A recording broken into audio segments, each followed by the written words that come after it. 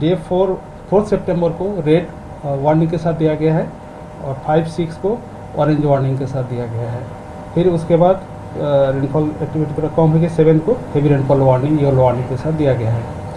सौराष्ट्र कच्छ में heavy rainfall warning दिया गया है डे 3 में, मतलब 4 सितंबर को, और वेरी हेवी 5 सितंबर और 6 एंड 7 सितंबर को heavy to very heavy extremely heavy rainfall का वार्निंग दिया गया है ऑरेंज कलर के साथ, और डे 7 और 8 सितंबर को हेवी रेनफॉल वार्निंग दिया गया है।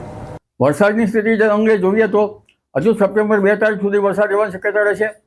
સમુદ્રમાં ઊંચા મોજા ઉછળશે અને વધુમાં જોઈએ તો 4 સપ્ટેમ્બરથી 9 સપ્ટેમ્બર વચ્ચે ગુજરાતમાં ભીષણ વરસાદ થવાની શક્યતા રહેશે, જેમાં સૌરાષ્ટ્રના ભાગો, ગુજરાતના ભાગો, દક્ષિણ ગુજરાતના ભાગોમાં ભીષણ વરસાદ થવાની શક્યતા રહેશે। 5મી સપ્ટેમ્બર આસપાસ દક્ષિણ ગુજરાતના કેટલાક ભાગમાં ભારેથી અતિ ભારે વરસાદ થવાની શક્યતા રહેશે। અને જોવા જઈએ તો આ સિસ્ટમની અસર લગભગ 8-9 સપ્ટેમ્બર સુધી રહેતા મધ્ય ગુજરાતના ભાગો, અમદાવાદ, ગાંધીનગરના ભાગોમાં પણ વરસાદ થવાની શક્યતા રહેશે। તો હવે વાત કરીશું મેઘ તાંડવની।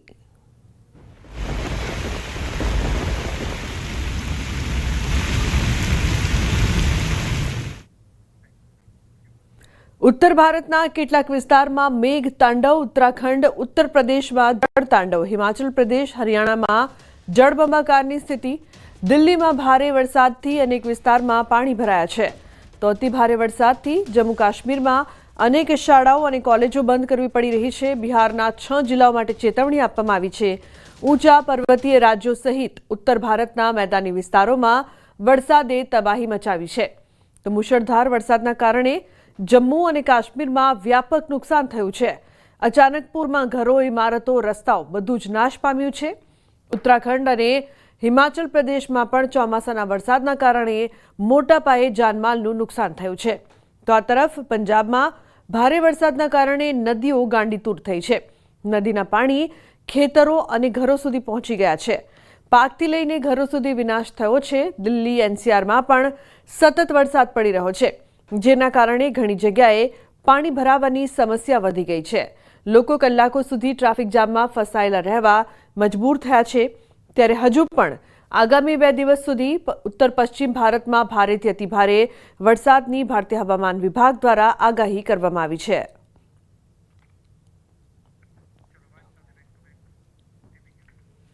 તો જમ્મુ કાશ્મીરમાં સતત પડી રહેલા વરસાદના કારણે ઉધમપુર જિલ્લાના પંચારી બ્લોકમાં પરિસ્થિતિ વધુ ખરાબ થઈ ગઈ છે। સાધુતા વિસ્તારમાંથી ગર્ભવતી મહિલાને જેસીબીની મદદથી સફળતાપૂર્વક વહેતા પ્રવાહમાંથી પસાર કરવામાં આવી। ગર્ભવતી મહિલાને જેસીબીની મદદથી સુરક્ષિત જગ્યાએ લઈ જવામાં આવી હતી, જ્યાંથી મહિલાને હોસ્પિટલમાં ખસેડાઈ। વરસાદના કારણે ઠેર ઠેર પાણી ભરાઈ ગયા છે। લોકોનું અવરજવર કરવું મુશ્કેલ બન્યું છે। જનજીવન સંપૂર્ણપણે ખોરવાઈ ગયું છે, જેથી આવી સ્થિતિમાં ગર્ભવતી મહિલાને હોસ્પિટલ પહોંચાડવા જેસીબીનો સહારો લેવો પડી રહ્યો છે। તો જમ્મુ કાશ્મીરના ઉધમપુરમાં ભારે વરસાદ ચાલુ છે, જેના કારણે ઉધમપુર જિલ્લાની નદીઓ ચેતવણી સ્તરને વટાવી રહી છે। ખાસ કરીને તાવી નદી ચેતવણી સ્તરને વટાવી ગઈ છે। ઉધમપુર જિલ્લાના થરાદ નજીક ટેકરીઓમાંથી રસ્તા પર ભારે કાદવ અને પથ્થરો પડી રહ્યા છે। ભારે વરસાદના કારણે જમ્મુ અને કાશ્મીરમાં શ્રીનગર રાષ્ટ્રીય ધોરીમાર્ગ પર સમારકામનું કામ ખોરવાઈ ગયું હોવાથી જખાનીથી ચેનાની તરફ કોઈ વાહનને જવાની મંજૂરી નથી। તો જમ્મુ કાશ્મીરના અખનૂરમાં ચિનાબ નદીનું પાણીનું સ્તર 27 ફૂટ સુધી પહોંચ્યું। નદીમાં 85,000 ક્યુસેક પાણી છોડવામાં આવ્યું। ચિનાબની ભયજનક સપાટી 32 ફૂટ છે, જો કે અખનૂરમાં હજુ પણ વરસાદ પડી રહ્યો છે। આવી સ્થિતિમાં વહીવટીતંત્રે લોકોને સતર્ક રહેવાની સૂચના આપી છે।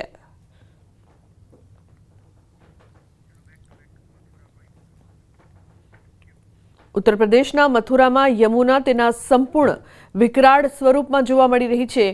પર્વતોમાં વાદળ ફાટવાની ઘટનાઓ અને મેદાની વિસ્તારોમાં સતત વરસાદના કારણે યમુનાના પાણીનું સ્તર ખૂબ વધી ગયું છે, જેના કારણે મથુરામાં યમુના ખતરાના નિશાનને વટાવી ગઈ છે અને હવે પાણીના સ્તરમાં સતત વધારો થવાના કારણે યમુનાના પાણીએ મથુરા, વૃંદાવન સહિત ઘણા વિસ્તારોમાં તબાહી મચાવી શરૂ કરી દીધી છે. સિંચાઈ વિભાગ અનુસાર 4 અને 5 સપ્ટેમ્બર મથુરા માટે સૌથી ખતરનાક દિવસો રહેશે, કારણ કે તાજેવાલા ડેમમાંથી જે 3 લાખ ક્યુસેક પાણી છોડવામાં આવ્યું છે તે 4 અને 5 સપ્ટેમ્બરે મથુરા, વૃંદાવન પહોંચશે અને તે નુહઝીલ, મંત, બાબુગઢ, ગોકુલ સહિતના વિસ્તારોમાં અસર કરશે. હાલમાં મથુરાના પ્રયાગરાજ ઘાટ પર યમુના 166ના ભયના નિશાનને પાર કરી રહી છે અને 167 તરફ આગળ વધી રહી છે. સતત વધારાના કારણે યમુનાનો વિશ્રામ ઘાટ સંપૂર્ણપણે પાણીમાં ડૂબી ગયો છે.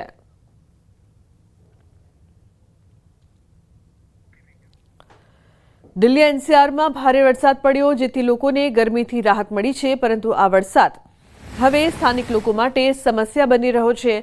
સોનીપતમાંથી પસાર થતા નેશનલ હાઈવે 44 પર ઘણી જગ્યાએ પાણી ભરાયેલા જોવા મળી રહ્યા છે, જેના કારણે વાહન ચાલકોને ઘણી મુશ્કેલીનો સામનો કરવો પડી રહ્યો છે.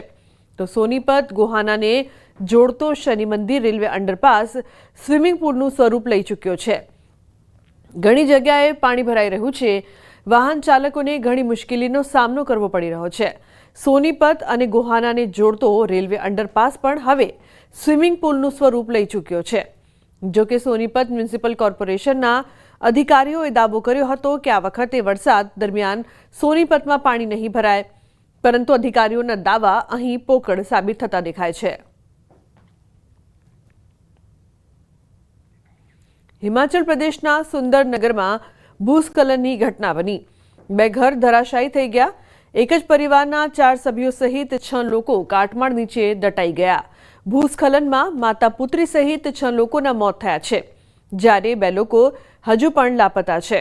ઘર પર પડેલા ભૂસ્ખલનના 6 લોકો જીવતા દટાઈ ગયા હતા. 6 મૃતદેહો બહાર કાઢવામાં આવ્યા છે અને એનડીઆરએફ ટીમ રાતથી જ અન્ય લોકોની શોધમાં ઘટના સ્થળે બચાવ કામગીરી ચલાવી રહી હતી.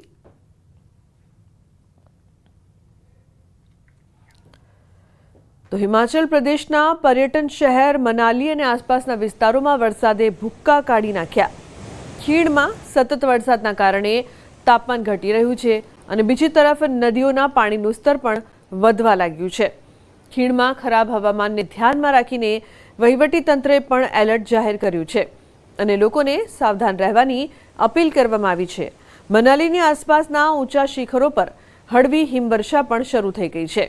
વહીવટીતંત્રએ લોકોને ખરાબ હવામાન દરમિયાન બિનજરૂરી મુસાફરી ટાળવાની પણ અપીલ કરી છે. તો નોઈડામાં યમુના નદીના વધતા જળસ્તરના કારણે નીચાણવાળા વિસ્તારોમાં પાણી ભરાઈ ગયા છે. ખેતરો પાણીમાં ડૂબી ગયેલા જોવા મળ્યા, તો ક્યાંક લોકોના ઘરોમાં પાણી ભરાઈ ગયા. અહીં સેક્ટર 150ના દ્રશ્યો સામે આવ્યા છે. તમે જોઈ શકો છો કે ફાર્મ હાઉસ પાણીથી તરબોળ થઈ ગયો છે. ફાર્મ હાઉસમાં પાણી ભરાયેલા જોવા મળી રહ્યા છે.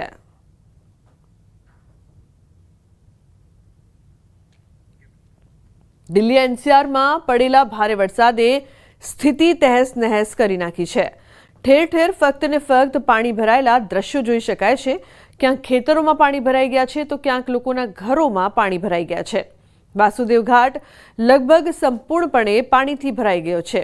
મુખ્ય દરવાજા પર સેફટી મુકાઈ છે. પાણી ભરાઈ જવાના કારણે વાસુદેવ ઘાટ સામાન્ય લોકો માટે બંધ છે.